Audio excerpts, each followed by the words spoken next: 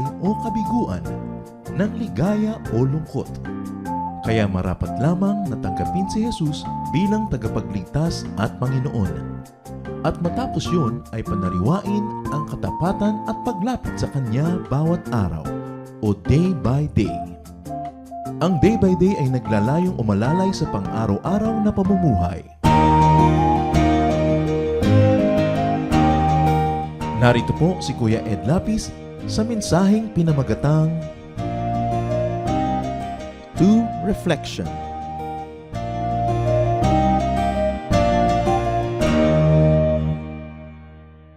First Corinthians 13:2. Now all we can see of God is like a cloudy picture in a mirror. All we can see of God is like a cloudy picture on a mirror.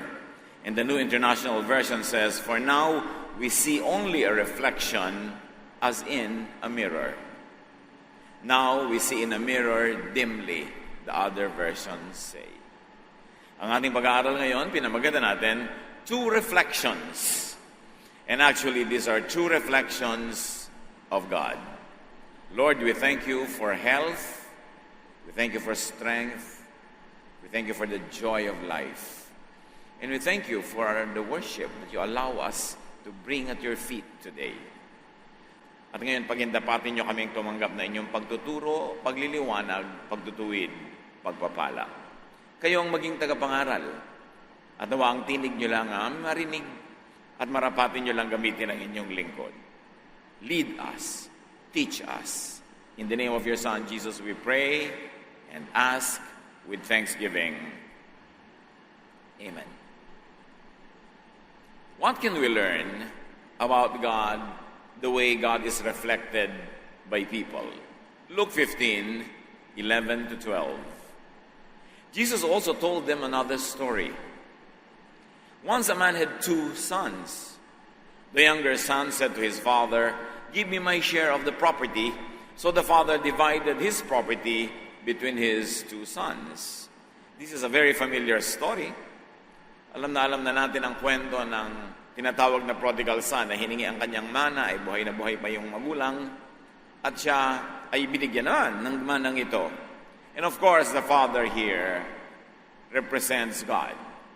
This is a story that Jesus taught to teach about God and God's children. And the 2 sons are about the 2 types of the children of God, 2 types of believers, 2 types of mirrors. And types of mirrors will give different types of reflections. So, it's important that through the story we know God. We also get to know the type of believers, the type of mirrors, and see where we personally stand. What else and what immediately do we learn about the Father here? That the Father gives. Humingi yung anak, ibinigay naman. Wala nang pagtatalo, walang tanong-tanong. Luke 15:13. Not long after that, the younger son packed up everything he owned and left for a foreign country, where he wasted all his money in wild living. So he wasted all of this away from the father and had such a pleasurable life. Verse 14, he had spent everything when a bad famine spread through that whole land. Soon, he had nothing to eat.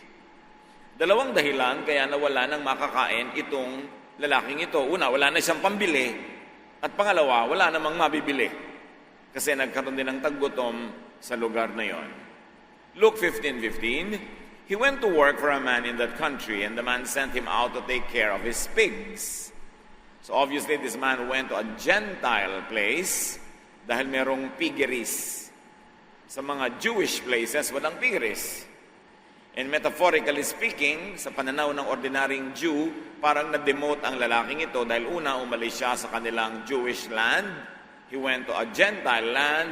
Dati mayaman siya, ngayon naghirap pa siya. At mag-aalaga pa siya ng mga baboy that the Jews considered unclean. In all directions, from a traditional Jewish point of view, pababa ng pababa ang level ng kanyang buhay. Away from his culture, away from his religion.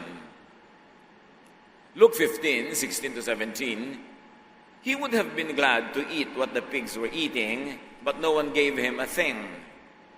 Finally, he came to his senses and said, my father's workers have plenty to eat, and here I am, starving to death. Yung pagkain naman ng mga baboy sa kanila na hindi katulad ng ating kaning baboy na hindi pwedeng kainin ng tao. Mga gulay-gulay, mga root crops, etc. So actually, pwede naman, mababang uri lang nga. Pero niyon ay hindi niya nakain kasi ay kapos. At para lang sa mga baboy. Kaya naisip niya, ang mga manggagawa ng aking ama ay kumakain ng masarap at nasisiyahan. Samantalang ako dito ay sobrang nagugutom. So hunger, suffering, brought enlightenment. Nagkaroon ng kaliwanagan ng kanyang pag-iisip, sanhi ng gutom at paghihirap. At sa buhay natin ngayon mga kapatid, let suffering enlighten, not darken your mind. Sa pagdurusa, sa hirap na dinadaanan, dapat lalong tumalino, lalong luminaw ang isip, at lalong magkaroon ng kaliwanagan, imbes pagdimla ng isip, at lalong kung ano-ano mga kadiliman ang paggagawin sa buhay. Let suffering make you better, not bitter. So here, son 1 appreciates his father. Madalas naman talaga kung kailan ka mawalay sa iyong sariling pamilya at magulang, doon mo pa lamang marirealize na napakabuti pala nila at masarap pala ang buhay mo sa piling ng iyong magulang. The Father is good to everyone and to anyone. That is a major realization. Sabi niya, hindi lang kaming mga anak ng tatay ko ang kumakain ng masarap at mabuti, pati ang kanyang mga tauhan ay kumakain din, naglulusugan, nagtatabangan pa nga. So, mabuti pa na maging alila, katulong sa bahay ng tatay ko kaysa sa bahay ng iba. Katulong na nga ako sa bahay ng iba, wala pa ako makain, edi doon na lang ako sa tatay ko. Kahit ako magpakatulong na lang din, mas mabuti pa ang kalagayan ko ngayon, nakatulong ako ng ibang tao, tapos gutom pa rin ako. One major realization that this son had about his father was that his father was good to everybody, not only to his own children. At isa yan sa mga qualities dapat ng mga taong maka-Diyos. Hindi ka lang mapagmahal sa anak mo, magulang mo, kapatid mo, kundi sa ibang tao man. Lalo pa nga sa mga ibang taong kapuspalad. Matthew 5:45, yet your Father in heaven makes the sun rise on both good and bad people.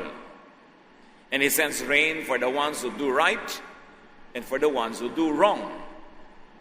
Kung minsan ang ating kabaitan ay colored by our concept of righteousness, nambabait ka lang doon sa makadiyos.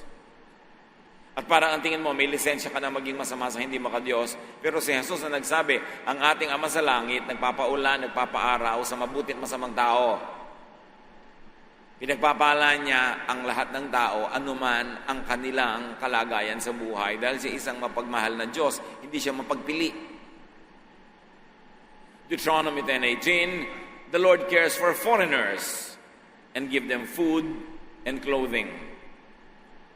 Itong mga verses na ito ay mga karagdagan sa walang katapusang pag-uulit-ulit sa Bible na ipamukha sa Israel na hindi siya special. Na mahal din ng Diyos ang ibang lahi, mahal din ng Diyos ang ibang tao, at hindi lang yung mga relihiyoso at matuwid ang kanyang mahal, pati mga liko, mahal din niya. Walang pinipili ang pagmamahal ng Diyos. Walang favored nation, walang favored group of people. And the Bible is full of these themes as teachings.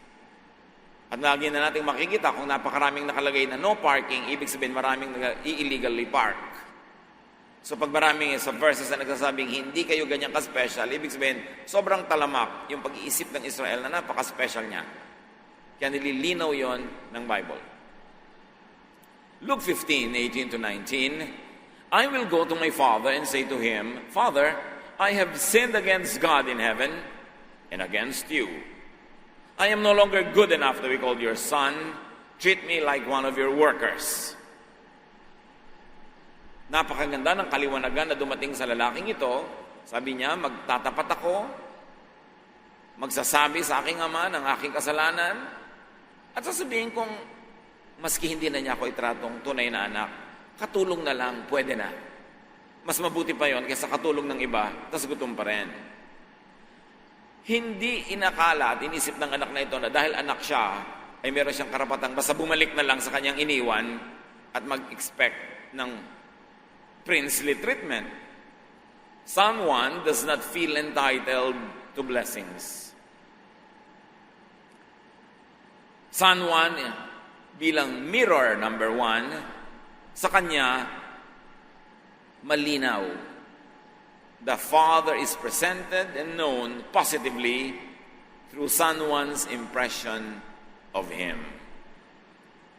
So far, wala tayong masyadong alam tungkol doon sa Father, pero unti-unti natin siyang nakikilala dahil sa reflection ng Father dito sa mirror or Son number 1. At kung ang son ng lalaking ito ay maglalakas loob lumapit sa kanyang ama, matapos niyang kuhanin lahat ng kanyang mana at lustayin, ibig sabihin, ang tingin niya sa tatay niya mabait, mapagtanggap, at hindi siya tatanggihan. Dahil mga katulong lang nga minamahal. So siya, magpapakatulong na lang, pwede na sa kanya yon. Yung aksyon ng lalaking ito ay reflection ng pagkakakilala niya sa kanyang ama. The Father can be relied upon to be kind in times of brokenness. That is what His action is saying. Pero kung siya ay kahit namatay na hindi pa bumalik sa takot sa ama, ang reflection na ibinibigay niya sa atin ng karakter ng kanyang ama ay mabagsik, malupit, mapaghiganti. So we can know the Father through the reflection that the Son is giving. The attitude and actions of Son 1 reflect a kind image of the Father. Parang pagka merong pumunta ka sa isang pamilya, sa isang bahay, at yung mga anak ay sobrang takot sa magulang, nakikita mong, ay, ano kayang klaseng magulang ito? Kahit wala kang alam tungkol sa magulang, dahil sa aksyon ng anak, nakikita mo kung ano kayang klase ang pagkakakilala nila sa kanilang magulang. Luke 15:20, the younger son got up and started back to his father. But when he was still a long way off, his father saw him and felt sorry for him. He ran to his son and hugged and kissed him. Kung mga iba-ibang magulang lang to, siguro pagbalik ng anak, nakapamayawang pa sa taas ng hagdan yung magulang. At, ano? Babalik-balik ka. Gutom ka na kasi. Pero hindi. Nakita niya yung tatay, malayo pa yung anak. Nakita na, kasi nakaabang. Naghihintay talaga. The Father remains loving and accepting in spite of the Son. Not because of the Son, but in spite of the Son. So here, mirror number 1, Son number 1's actions allowed this image of God to be reflected in the mirror. Kung hindi bumalik ang anak na ito, hindi tayo magkakaroon ng pagkakataong makilala ang ama na mabait pala talaga. Kung nagmatigas yung anak o natakot bumalik, malalagay na impression sa ating isip, nabagsik siguro talaga ama, yung anak kahit nagugutom, hindi umuwi. But because the son humbled himself, admitted his wrongdoing, we are given a chance to see that good side of the Father because it had a space. Nagkaroon ng pagkakataong patunayan ng ama na siya mabuti dahil binigyan siya ng pagkakataon ng kanyang anak. Dahil inilagak ng kanyang anak yung sarili niya sa kamay ng tatay na pwede siyang pagalitan, pwede siyang i-reject, pwede siyang palayasin, pero hindi ganun ang nangyari. Tuloy, na ipakita ng ama kung gaano siya kabuti. Hindi ba nangyayari sa atin yan? Minsan wala tayong chance na ipakita yung kabutihan natin kasi hindi tayo binibigyan ng chance. Luke 15:21. The son said, Father, I have sinned against God in heaven and against you. I am no longer good enough to be called your son. Matapos yakapin at pupugin ang halik ng ama yung anak, sabi ng anak, hindi na po ako karapat-dapat sa ganyan trato. Sa kabila ng mga ginawa ko, hindi na dapat ganito ang treatment niyo sa akin. So there was a confession. And this son showed his willingness to be demoted. Hindi siya dumating to reclaim his throne, to reclaim his position, but he came humbly admitting his error. Luke 15:22, but his father said to the servants, "Hurry and bring the best clothes and put them on him. Give him a ring for his finger and sandals to his feet." All of these material things are symbols of sonship. Ang mga katulong, walang tsinelas na sinusuot, walang sandal, sa kayapak. At marahil, umuwi nga itong lalaking ito nang nakayapak din dahil naghihirap na. So sabi, suotan ng sandals ito, bihisan ng pinakamagandang damit at suotan ng singsing. Remember, hiningi na niya lahat ng mana niya. Dapat wala na. May inilabas pa uli ang tatay. In addition to what he already got. In fact, there's more and better things still available to him. Dahil siya'y bumalik, nagtiwala sa kabutihan ng tatay, nagkaroon lalo ang tatay ng pagkakataong ipakita kung gano'n niya kamahal yung anak. Anak, kahit kinuha mo na lahat ng mana mo, may iba pa akong itinabi. At heto, the best is still for you. Luke 15:23-24, get the best calf and prepare it, so we can eat and celebrate. This son of mine was dead, but has now come back to life. He was lost and has now been found. And they began to celebrate. Ganon na lang ang tuwa ng ama sa pagbabalik ng anak kahit mga bad record nung umalis. Sabi niya, yung pinatataba at inaalagaan natin dyan na baka ilabas, litsunin, kainin, magpiesta tayo. Sabi ganon, bumalik ang anak ko. Hanggang hindi ka magulang, hindi mo malalaman kung gaano kasaya ang magulang mo pag umuwi ka. Siyempre, mga young people, minsan gusto lumayas ng lumayas, gawin ang mga gusto nila sa buhay. Pag naging magulang ka na at lumalayas-layas din yung anak mo, doon mo lang malalaman nakahulugan nun. At ang pagbabalik ng anak na ito ay pinagdiwang kahit na yung pag-alis niya ay hindi masyadong maganda ang sitwasyon. So sila ay nagdiwang, nagpiesta sila. What we see here is that the father doesn't even listen to the son's self-condemnation. Pinapababa ng anak yung sarili niya. Kinokondemn niya ang sarili. Hindi pinakinggan ng ama. The father quickly restores the son's perception of himself. Kita niyo kung gaano kabait na tatay ito. Ibinalik niya agad yung self-confidence ng anak. He restored the son's perception of himself. Anak pa pala talaga ako kahit ganito ang nangyari. And he quickly restores the other's perception of his son. Kung may mga katulong man siya na sasabi, ay naku, lagot ka sa pagbalik mo, kawawa ka na, wala ka na, ipinakita ng ama na no. Even the attitude of the servants were corrected, ni-restore ng ama yung galang ng kanyang mga tauhan sa bahay sa kanyang anak. In fact, the father lifts up the son. And he organizes a big celebration. Again, as mirror number one, son number one gives space to reflect and exalt the Father's love and forgiveness and His light-heartedness. Mahilig siya sa musika at sayawan.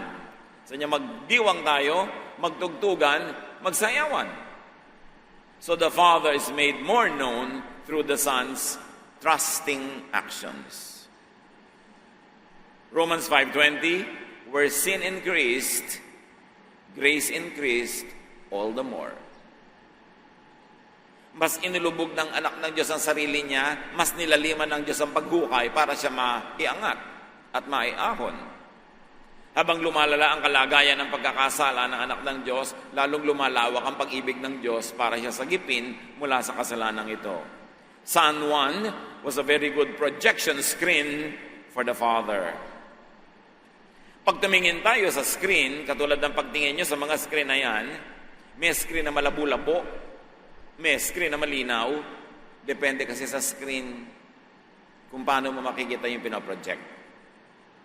At yung anak na ito, number 1, is mirror number 1, screen number 1, ang ganda ng imahen ng Ama na nakikita natin sa Kanya. God is reflected so well. Luke 15:22, the older man has been out in the field. So enter son number 2.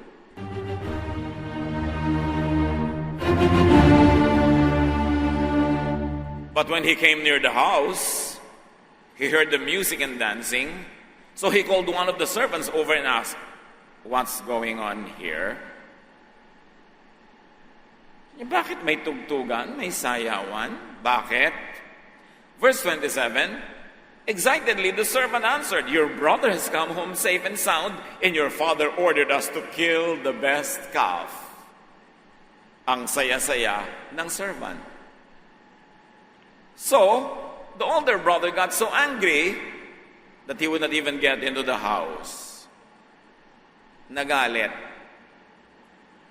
Nagpupuyos sa galit ang son number 2, who, by the way, will be mirror number 2. Kasi 2 reflections tayo eh. The negative attitude of the other son gives more insight into the father's heart. The father is caring for the other son too. So yung tatay, lumabas doon sa ayaw pumasok na anak number 2, who is really the older one.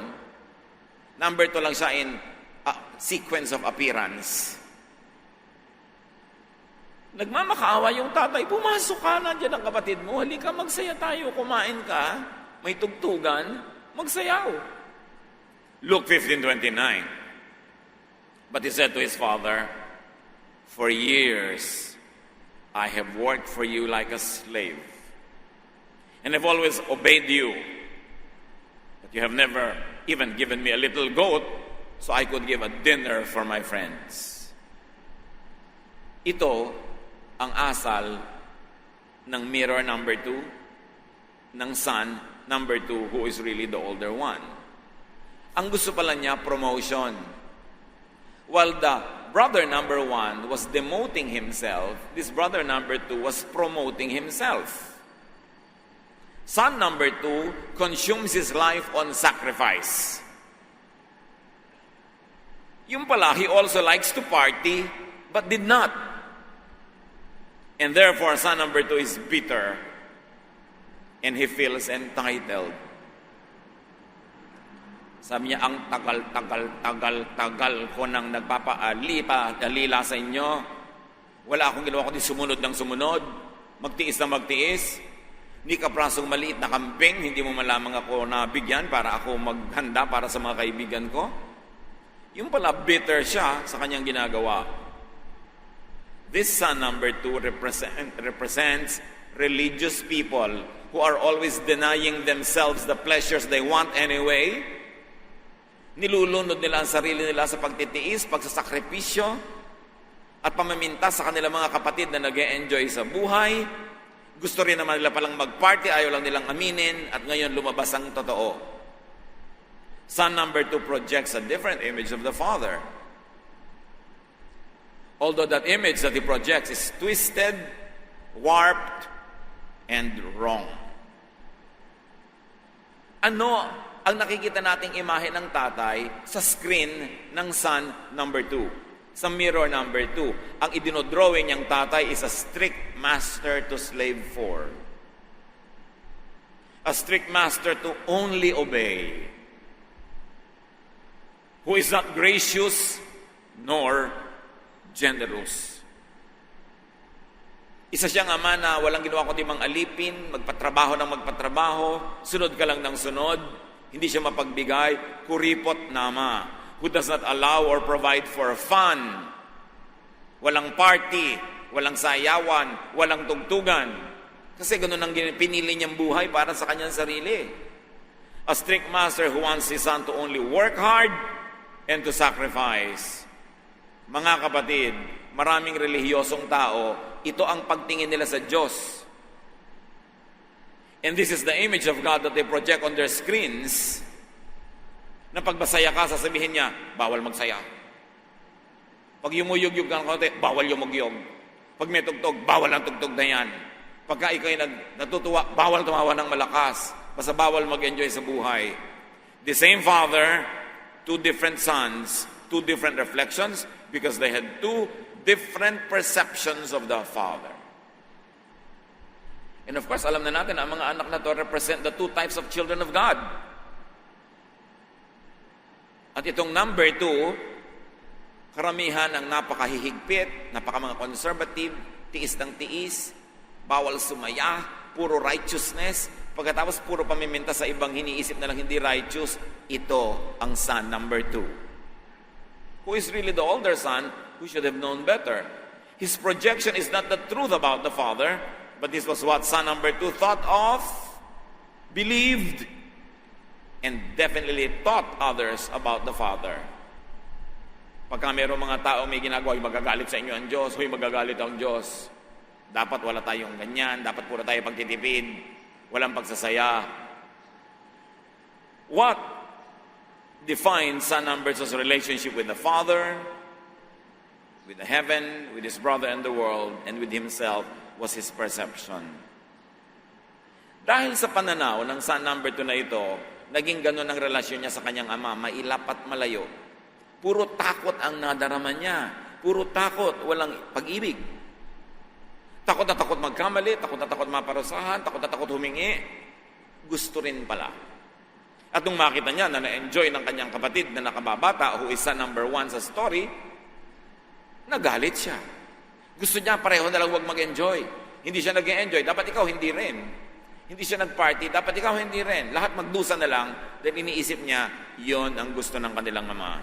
Maraming relihiyoso, maraming religious teachers, ganito. Kawawa ka naman pag doon ka napasama. Bawal sumaya. Tatanda ka, mamamatay at ililibing, hindi ka nakaranas sa mga kaligayahang inilaan sa iyo ng Diyos dahil pinapaniwala ka na killjoy ang Diyos. Kaya ipinakilala ni Jesus sa kwentong ito. Hindi ganun ang ama. Luke 15:30, this other son of yours, patuloy ng son number 2, wasted your money on prostitutes. And now that he has come home, you ordered the best calf to be killed for a feast? May hugot.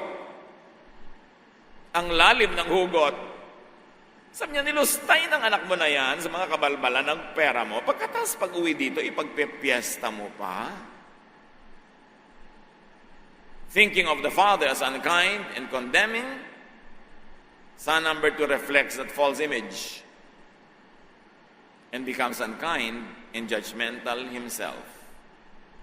Pag ikaw ay unkind believer, kasi ang tingin mo sa Diyos, unkind. Pag judgmental ka, kasi ang tingin mo sa Diyos, judgmental. Pag mahilig kang magparusa sa nagkakamali, dahil ang tingin mo sa Diyos, mahilig magparusa. Pag masungit ka dahil believer ka at may dala kang Bible, kasi ang tingin mo sa Diyos, masungit. Son number 2 judges his brother, is offended by the father's abundant grace, and he expects and wants the father to punish the sinful younger brother and reward him, the righteous one. All along pala sa kanyang pagsunod sa ama, sa pagtatrabaho, sa pagtitipid, sa pagtitiis, ang gusto niya, yung isa niyang kapatid, ganon din ang mangyari. At ngayon, na nag-enjoy at tapos ay naghirap, ang gusto niya, patuloy na maghirap, patuloy pamparusahan ng ama nila. Ang mga taong mahilig magparusa sa nagkakamali ay may maling pagtingin sa Diyos. Akala nila, kaligayahan ng ama na magparusa sa nagdurusa na ngang anak dahil nagkamali. Nagkamali na nga, nagdurusa na nga, dadagdagan mo pa? Anong klaseng Diyos meron ka? A twisted image of the Father is what he had in his mind. Marami namang ganun eh. Hindi naman nila sinasadya maging masama. Akala lang nila masama ang Diyos. Kaya nagpapakasama-sama rin sila para sundin ang Diyos. Baluktot na pagtanaw sa Diyos ang nagbubunga na magturo sila ng baluktot na pananaw tungkol sa Diyos at nagkakaroon sila ng baluktot na pamumuhay. A twisted image of the Father is what informed his sacrificial work and lifestyle. Akala niya ay kinalulugod ng Diyos ang sakripisyo. Akala niya ay kinalulugod ng Diyos na huwag ka mag-party, huwag ka mag-enjoy, huwag ka magpakain ng mga kaibigan mo, huwag ka magsaya. Kaya yun ang ginawa niya sa sarili niya. Puro sakripisyo. A twisted image of the Father is what he projected to the world. Mga kapatid, alam natin that God hates idols. Bakit ayaw ng Diyos ng idols?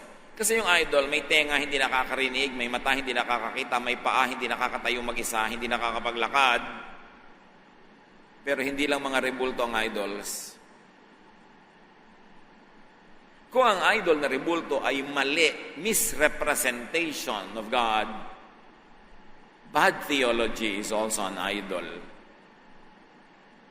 Ang maling imahe ng Diyos ay dinodrawing ng maling akala, maling theology, ay imahen din.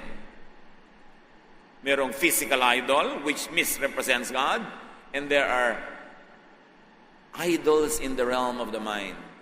Sa theology, sa philosophy, sa pag-iisip tungkol sa Diyos. Pag sinabi mong ang Diyos ay masungit, meron kang image ng Diyos, hindi lang physical, but is in the mind. Pag sinabi mong ang Diyos ay magagalitin, gumagawa ka ng imahe ng Diyos. That's why God hates idols. And more than physical idols, God hates idols in the mind, created by misconceptions about Him. That's why Jesus corrected that with this story. Luke 15:31 to 32. Kasi gusto nung anak, parusahan ng tatay yung kapatid niyang nakababata. His father replied, "My son, you are always with me, and everything I have is yours." In other words, sabi niya, kung nagtipid ka sa sarili mo, problema mo yan.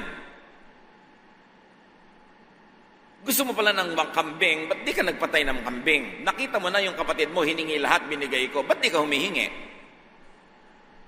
Kasi mas kilala ako ng kapatid mo kaysa ikaw, hindi mo ko kilala. Ang pangit ng pagtingin mo sa akin. Na ang damot-damot ko, ang sungit-sungit ko, ayaw ko mag-enjoy ka. Hindi ka pala nag-enjoy, di magdusa ka. Choice mo yan eh. Isang kambing pala gusto mo, ba't di ka humingi? Everything I have is yours. And you're always here with me. You never left this house.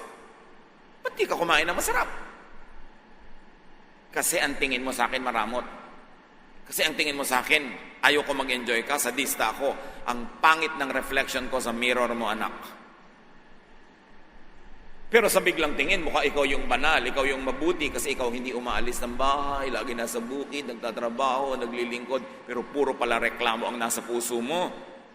At puro galit sa kapatid mo at puro judgment. At di ba maraming kanyang manong at manang sa church? Lingkod ng lingkod, tapos walang ginawa kundi silipin yung mga taong dumadaan na nag-e-enjoy sa buhay. Napaka-conservative, nakalubog sa lupa ang haba ng saya, tapos galit na galit na sa dumadaang maiksi ang damit. Di iksian mo rin ang damit mo.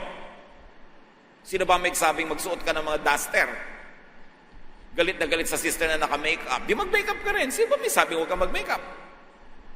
Marami tayong concept about God. Akala mo pag nagpapapangit ka, nagpapalosyang, nagpapapayat at nagdurusa, ikinakatuwa ng Diyos. Yan ang maling imahe ng Diyos. Maling pagkakakilala, nakaka-insulto sa Diyos. Hindi ko naman sinabing isubsob nyo ang mukha nyo sa isang palangganang makeup pag pupunta kayo sa church. But the point is, kung choice mo yan, huwag mong ipilit sa iba. Gusto mong mag-fasting, di mag-fasting ka. Ba't nagagalit ka sa nag-feasting o nagfa-fast food? Di mag-fasting ka, choice mo yan eh. Magfa-fasting ka, tapos galit na galit ka doon sa nagtatabaan dahil kumakain. Nagtitiis ka na huwag pumunta sa mga kung ano-anong event, tapos kinikriticize mo yung nagpupunta dahil may lihim ka rin naman palang inggit. Yan ang kalawang na nasa puso ng maraming believers na nagbabanal-banalan. Akala nila dahil lang mas mukha silang nangangalirang at hindi nag-enjoy, mas banal na nga sila. Outward. Verse 32, sabi ng Ama, "But we should be glad and celebrate. Your brother was dead, and he is now alive." Parenthetic expression, you have always been dead, and up to now, not alive. Kaya hindi kita maipagpiesta, patay ka pa. Siya at least, nagkamaliman, narito at nagpapakumbaba. He was lost and has now been found. You are not yet found. Although you have always been here with me, pero ang layo-layo ng loob mo. Mabuti pa yung lumayo, sa puso niya malapit sa akin, bumalik pa rin. The father is as kind to the older son as to the younger one. But the older son number 2 in our story, never realized it because he was always trying to win his right. Sa kanya, kailangan ko magdusa para ako makakain. Kailangan ko laging maghirap para maaproban ako ng tatay ko. Nakaka-insulto sa isang mabuting magulang. But the older son never knew nor enjoyed the father's mercy and grace.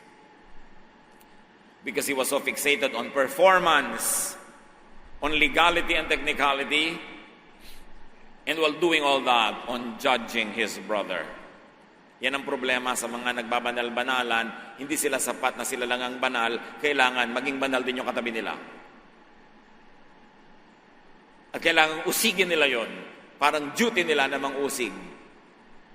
Son number 1, the prodigal son so-called, reflected the father's image more correctly, not by his prodigious activities, but by his humility and his loving and intimate knowledge of his father.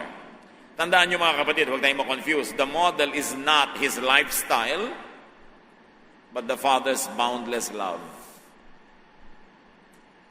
Ang tutularan ay hindi yung ginawa ng son number 1 na nagpakagastos-gastos at nagkamali-mali. Hindi yon. Kahit kailan, hindi yon tama.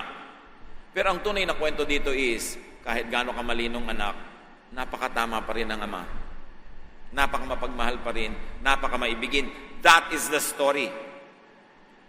Hindi ikinuwento ito para konsintihin yung mga naglalayas, naglulustay. No. Ang ipinapakita dito, kahit gaano kalalim ng nilaglagan mo, kahit gaano karumi ng putik na hinigian mo, mahal ka pa rin ng Diyos. At any time na gusto mong bumalik, you are welcome. Although I cannot assure you that your church mates will always welcome you. Kasi laging may son number 2. Ano, babalik-balik ka, matapos ka mag-backslide. Ako, at takal-takal ko dito, piano ng piano. Pagkatapos, babalik ka dito. May mga ganon, di ba? Sila yung son number 2. Hindi naman masama magpiano na magpiano at huwag umalis at maglingkod na maglingkod. Pero, tiyakin mo lang na taos puso, hindi yung isusumbat mo pala sa ama, tapos isusumbat mo sa kapwa mo. Yung pala, nagpuputok at butsi mo dahil ginagawa mo yan. Tiyakin mo lang na gusto mo talaga.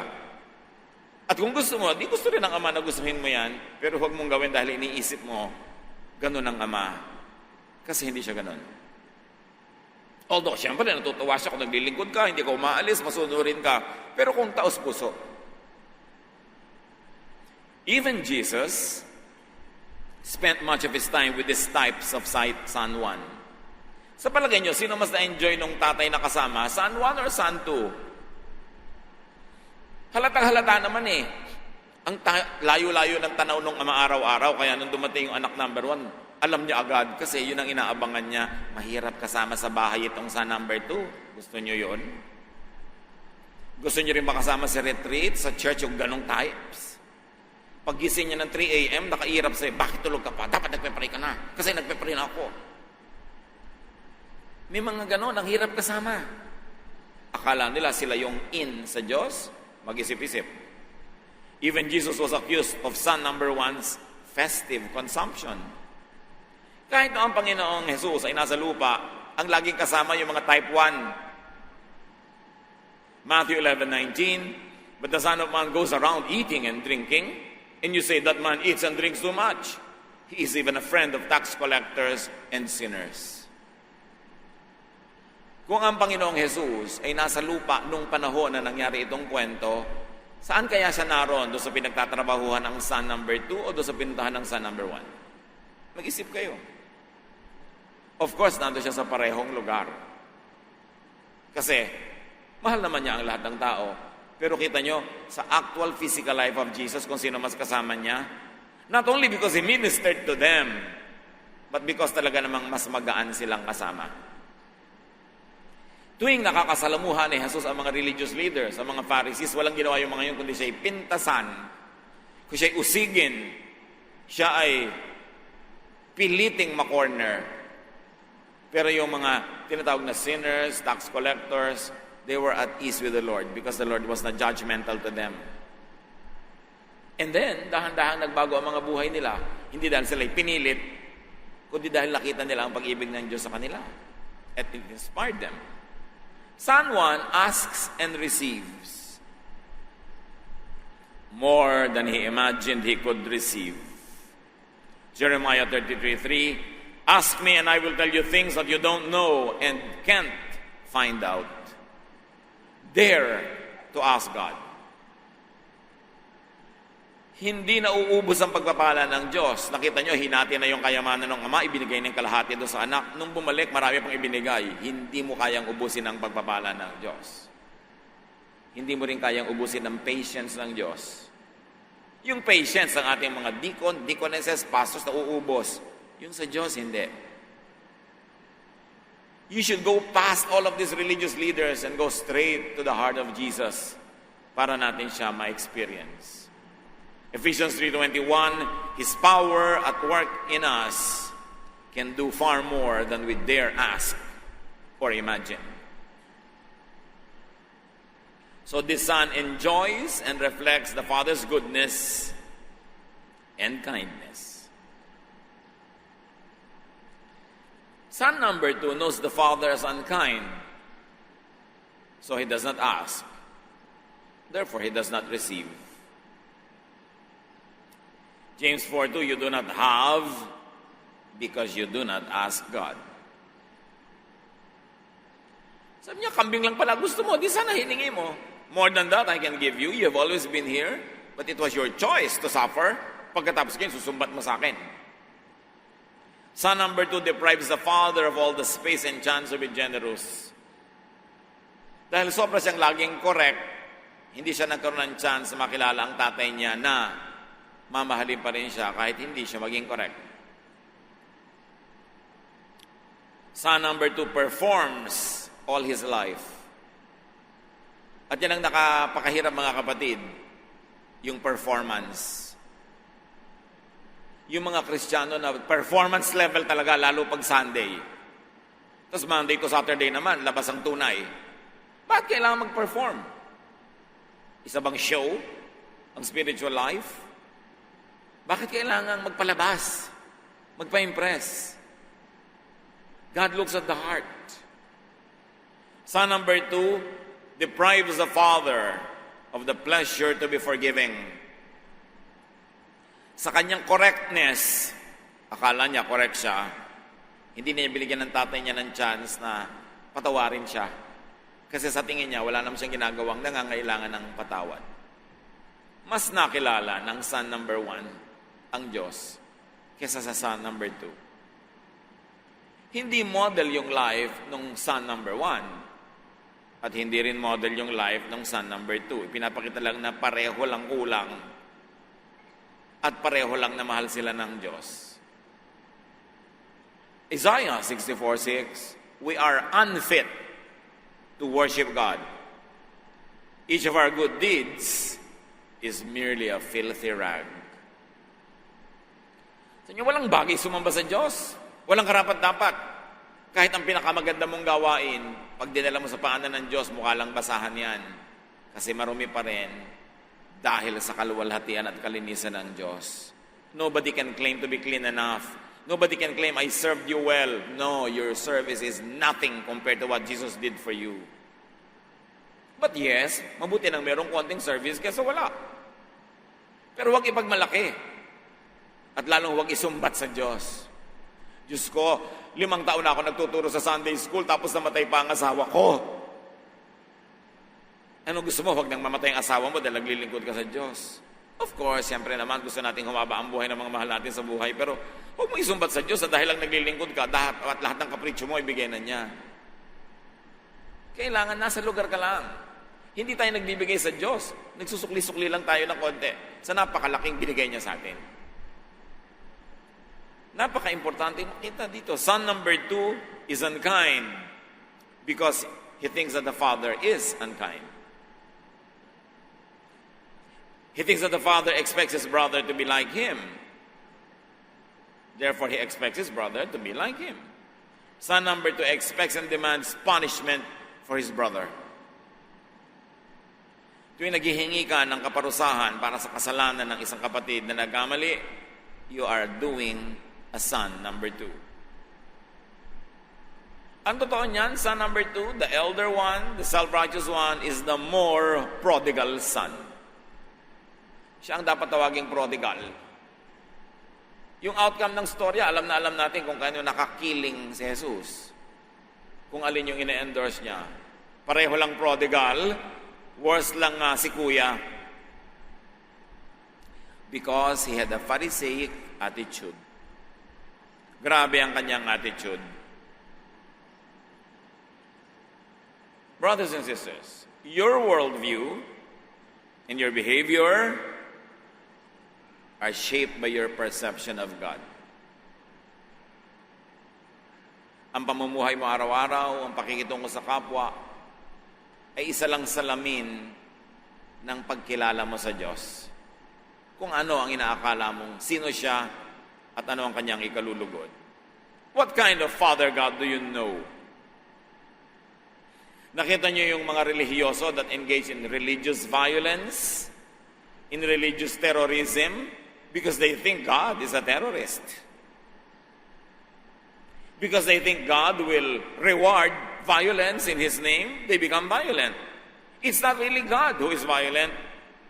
Their mirror reflects a violent God. Kaya mahalaga yung mirror natin, linisin, maging faithful to the true God. How does your perception of God affect you? Your lifestyle, your perception of life and the world. How does your appreciation of God affect your appreciation of people? Paano nakaka-apekto sa pakikipagkapwa-tao mo ang pananaw mo tungkol sa Diyos? How do self-righteous, sacrifice and punishment-obsessed people treat others?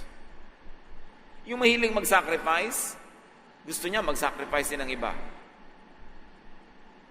How do religious conservatives behave towards others? Ito sila. Si son number 2. Hindi lahat. May mga conservative naman na hindi sila judgmental, sa sarili lang nila.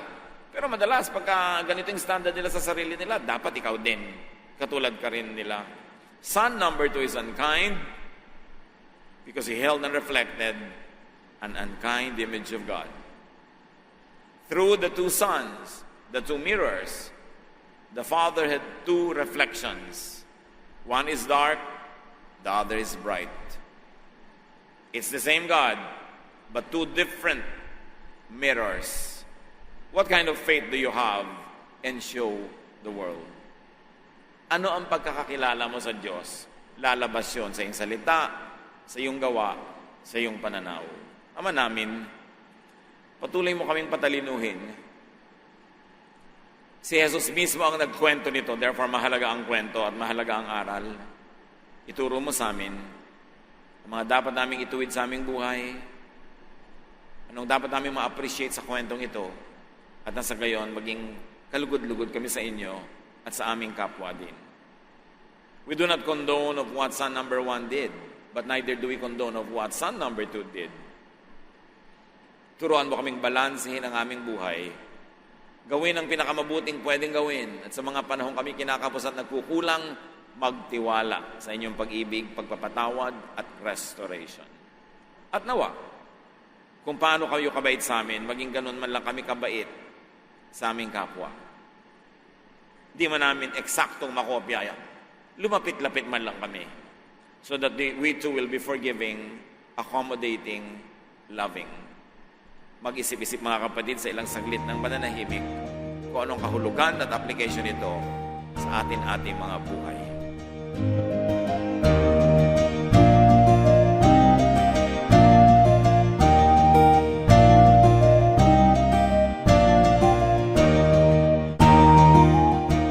Ang katatapos pong mensahe ni Kuya Ed Lapiz ay pinamagatang To Reflection.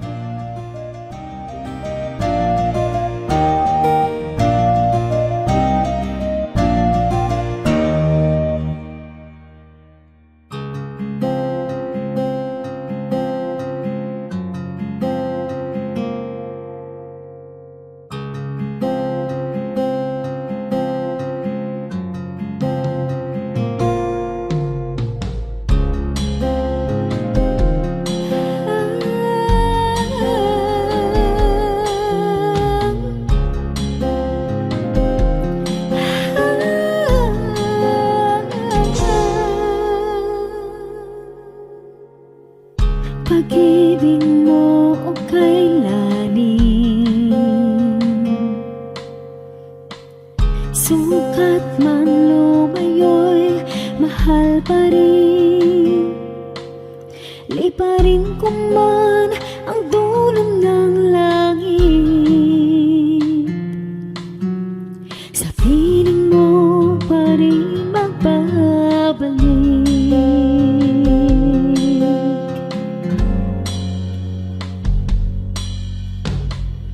Kahit minsa'y magkasala, bakit tinuturing pa rin danan?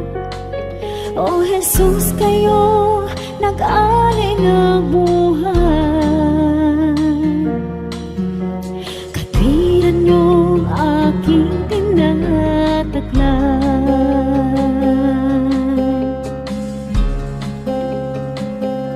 O tanggapin, papuri ay tingin, nagsasabing ikaw aking hari, Diyos na banal, ngalay tinatanghal. Kabutihan mo sa'kin walang mali. O Diyos, salamat sa pag-ibig na wagas.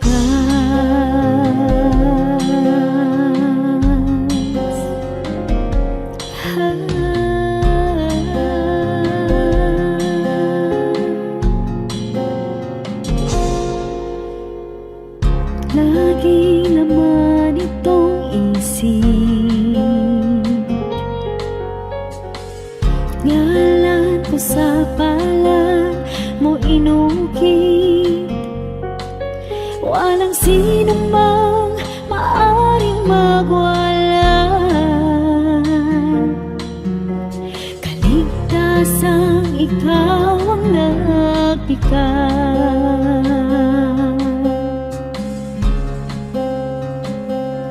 O tanggapin,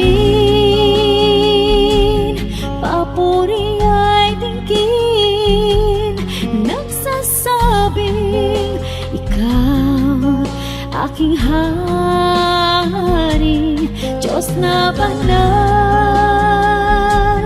ngalay tinatanghal. Kabutihan mo sa'kin walang mali. O Diyos, salamat sa pag-ibig na wagas.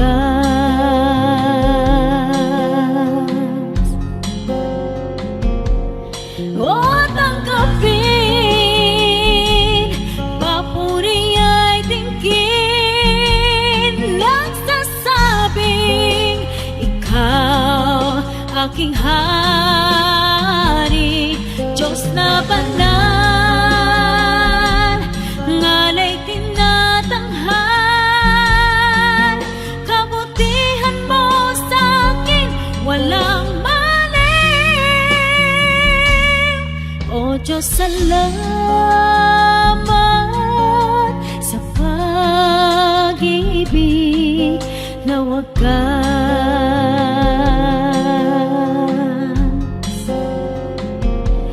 O Diyos, salamat